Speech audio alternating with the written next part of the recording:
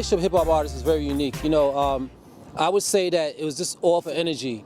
I think that they respected what I was trying to do. I think that I was the first clothing designer that they could say that was from the streets, that talked the same language, looked like them, and we all went through the same struggle. We all grew up in the same streets. Although you grew up in the streets of Los Angeles or the streets of Brooklyn, we all go through the same struggles, the police and everything like that, and just culture, just growing up and being who you are. So I think that my clothing brand represented the struggle, and there was no other designers out there that was representing hip-hop the way we was.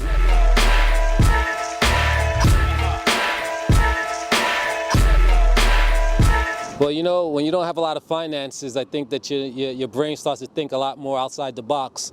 And we didn't really have a lot of money to put into magazine ads or TV commercials.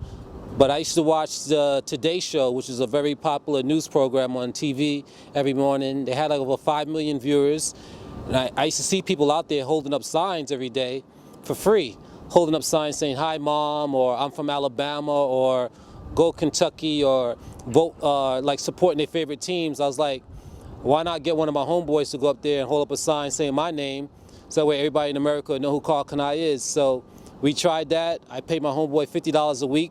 He got up at 5 o'clock every morning, went out there and held up a sign showing Karl Kani on it, and it worked very well for us. It made our name a household name with mid-America, who knew nothing about the brand, but they knew the streets was coming at some point. 3 things, fashion-wise, that had a big impact in the 90s.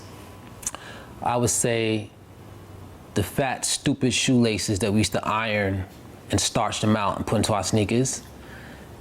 I would say the 3-finger rings was really sick. And I would say gold teeth. I think all those things are a big fashion statement, and I had all of them, so I feel good about that. The word trends is a funny thing, because to me it's like if you're catching on to the trend, it means that you're a little behind the gate. You know what I mean? To me, you got to set the trends. That's always been the thing with Karl Kani. We don't look at fashion magazines or fashion forecasts, things like that. We kind of go from the gut as to what we feel is hot in fashion. So I think that's kind of what separates ourselves. I think that there gets to be a point where so many people are trying to do the same looks. Like, what separates you from the other brands that are out there? What separates us, because no one else could be inside my brain. They don't know what I'm thinking for next season, because I'm not going by fashion forecasts. We go by what's real, and we also stand for quality first. No matter what we do, the quality is always going to be untouched by anybody else. So we feel with that formula, we're always going to be successful in this business.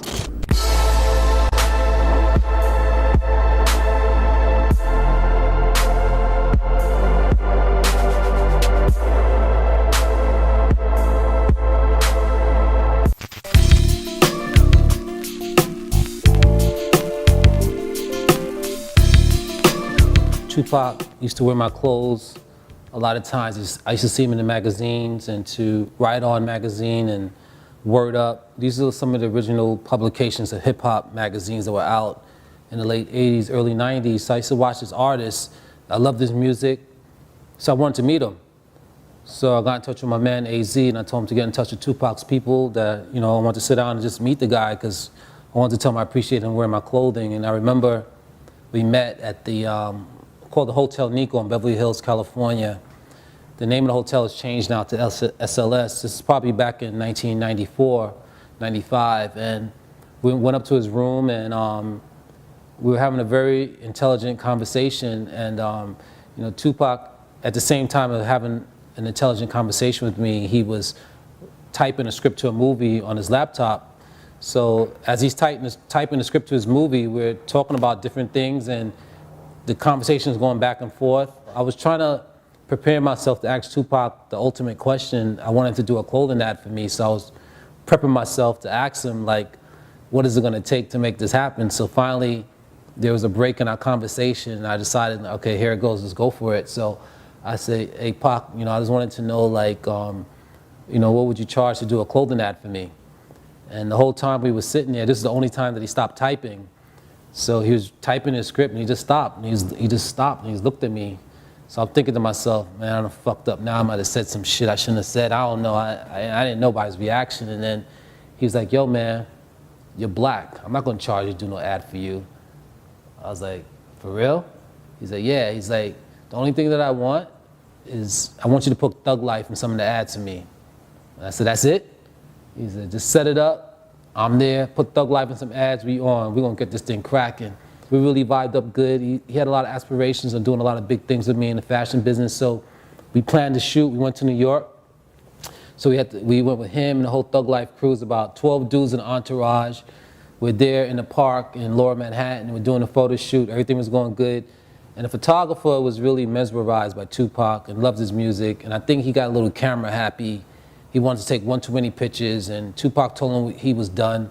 The guy didn't understand. When Tupac said he was done, he was done. So he almost got a little cameraman beat down, let's put it like that. But it all worked out pretty good. We got the film, cameraman was safe, so it all turned out good. So Tupac, Karl Kani, man, great epic story.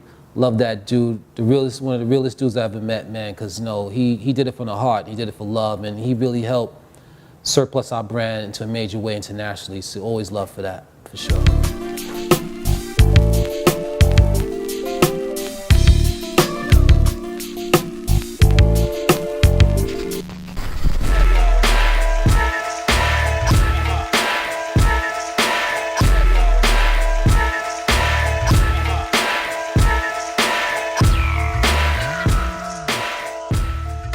Yeah, I think the style of the 90s is affecting the street fashion today because, fashion and 90s fashion is back and kids have a way of wanting to go retro right now. I feel like the 90s fashion was one of the first times that hip-hop fashion had a certain timeline where you could kind of go back in history and see what it was all about. It was the first time when hip-hop music came on the scene in a big way, and the colors and the vibe and the music all set a tone to fashion, and it kind of opened up the industry worldwide, and that was our surgence into the marketplace because we found our niche. We were the first ones to do it, and it feels good to know that those type of color palettes and that whole type of vibe is coming back.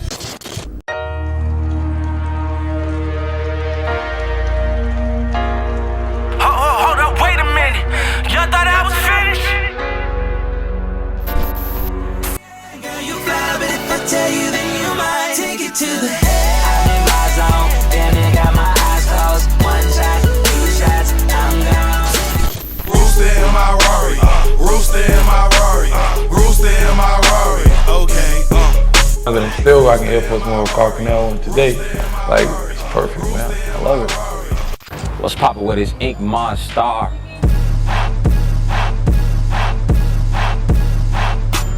And my jersey look nice. Hit your hardball, then they hit it, call him Mark McGuire. I'm meeting up with Pele Migo, that's my answer. He never had a private jet with work on runway. Fuck you mean, boy? I spend 1,000 on these motherfucking jeans, boy. So much money, got it bustin' out the scenes, boy. You got my old bitch, took my new bitch out your dreams, boy. What the fuck you mean, boy? What the fuck you mean, boy? I spend 1,000 on these motherfucking jeans, boy. So much money, got it bustin' out the scenes, boy. You got my old bitch, took my new bitch out your dreams, boy. What the fuck you mean, boy? Nigga, fuck you mean? Nigga, fuck you mean? Nigga, fuck you mean? What the fuck you mean? Nigga, fuck you mean? What the fuck you mean? What the fuck you mean? What the fuck you mean? What the fuck you mean? What the fuck you mean? What the fuck you mean? What the fuck you mean? Same hoe said I couldn't get it, try and kick it. Ball main dinner, spent 1,000 on a ticket. Trapping out the band, no money knocking like who is it? Think that Benji at the door. Grab the chopper, go and get it. That's a back all leaning. Ain't no rest or neither. Let that Mac all screaming. We cook that crack all steaming. I got your rent on my belt, talking your house on my wrist. Your car note on my jeans. My sneaks bloody as shit. That's murder scene. Bloody murder, bloody murder, bloody murder. I asked your bitch to all this money, make her nervous. She doing good and I'ma pay her for a service. When bosses talking, shut your mouth if you were working with us. So I decided I want to go out there and be the fashion brand to dress hip hop, hip hop, hip hop, hip hop.